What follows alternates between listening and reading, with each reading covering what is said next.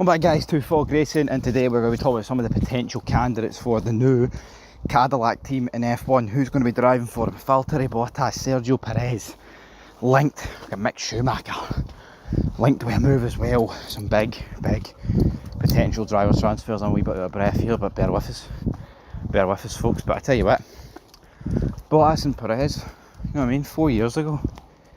But 4 years is a long time in F1, to be fair. So let's take a look at the options then, shall we? I mean, you do have Mick Schumacher.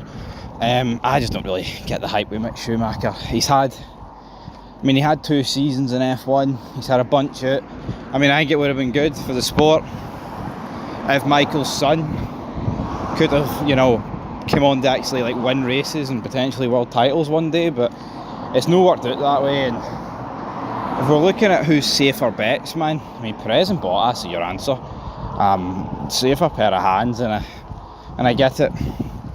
That will be more expensive. I mean, I'm Sergio Perez.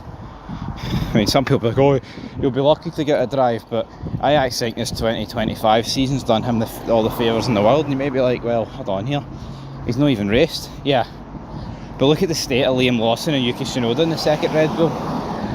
You know, not every single driver that drives the Red Bull's gas, folks. There's a correlation problem. And it's the fact the second car's pish, pal. So I think it'll be interesting to see what they do. But for me, Mick Schumacher, no. Sergio Perez, well, the rumours are he has signed a deal and they will announce it at the Hungarian Grand Prix. I don't even know what the next race is. It might be Hungary. I think it's Hungary and Belgium up next, isn't it? Back to back. I always prefer it when it's back to back, guys. That's when it's at its most interesting. So I think Perez will definitely take one of the seats. As for Valtteri Bottas, well, the guy is literally he's well into his 30s now. He's been in and around F1 for 12 years. He's literally every team's reserve driver. Not that really means anything, but at the same time, folks, I do believe he's kept himself relevant since last year. He's not just faded away. But the good thing is with him and Perez, like, you know, they were both driving last year. This year, not so much. But I think if Cadillac went into the next F1 season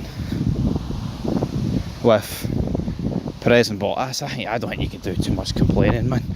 You know, 2 guys that are race winners, raced at top teams.